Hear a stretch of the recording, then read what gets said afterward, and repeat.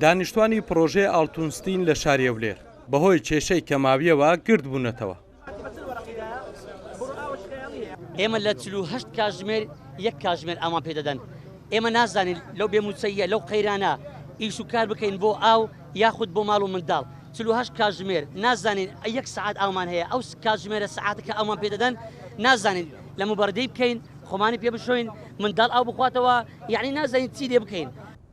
مانگانە هەر خاوەن ماڵێک لە پرۆژێ ئاڵتونستی بڕی 10,000 دیناریان لێوەردەگیرێت لە بەرامبەر پێدانی ئاو، کەچی باوتەی دانیشتوانی ئەو پرۆژێ لە 48 سعاتدا تەنها 1 سعات داویان پێ دەدرێت. معقولە گەڕەکێک لە هەولێر لەوانەیە 200 ماڵ بیتن، 100 ماڵ بیتن، مثلا 1000 ماڵ بیتن بیرەکی هەبیتن، وانە ئەما لێرکوانە 750 ماڵین سوار بیرمان هەیە.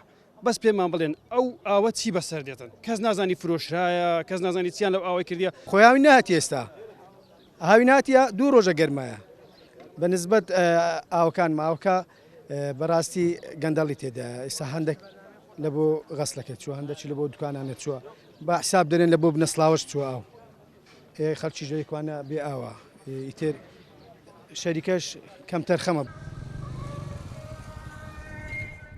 لەگەڵ هاتنی وەرزی گەرما بەشێک لە گەڕەکەکانی شاری هەولێر هاوشێوەی ساڵانی ڕابردوو ڕوبەڕووی کێشەی کەماوی بوونەتەوە.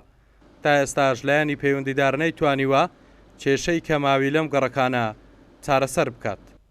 هەڵگورد ئەحمەد کورسات نیوز هەولێر.